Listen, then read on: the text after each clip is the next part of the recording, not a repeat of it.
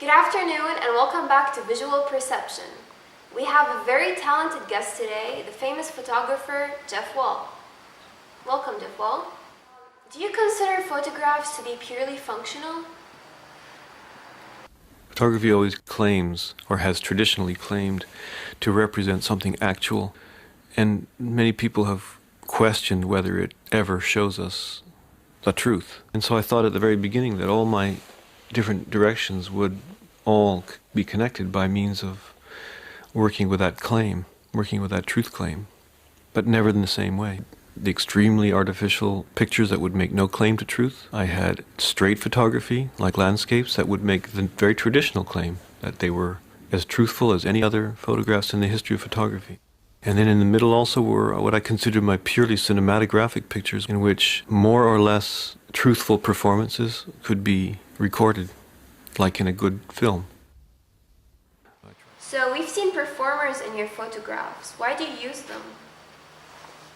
Most of the time, my pictures are done in collaboration with performers to connect back with what painters did, which was to collaborate with their models. So in many of my pictures where you have the feeling that something is happening, you are in fact witnessing the results of a performance.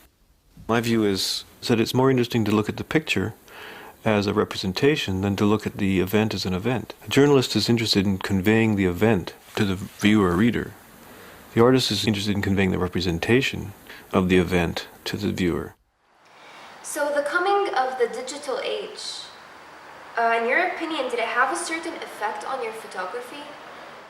I knew in '83 or '84 that the digital image was coming, and that there was something I could do with it, and that it was going to change our relation to photography in many ways that we can't define. And so then a new door kind of opened, which was the idea of photomontage.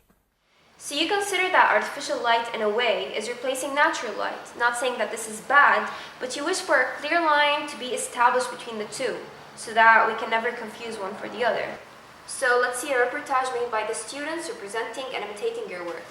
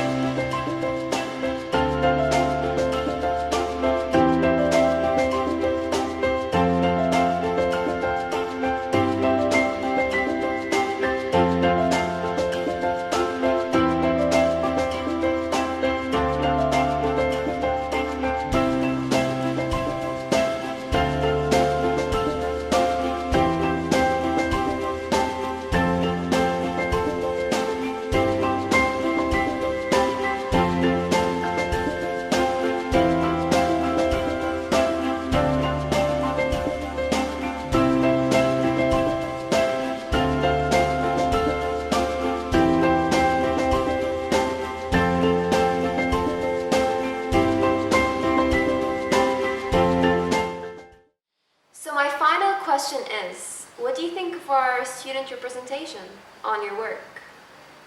I like that. You know, we learn from all of modern art, from Picasso and everybody, that a moment of ugliness is always important.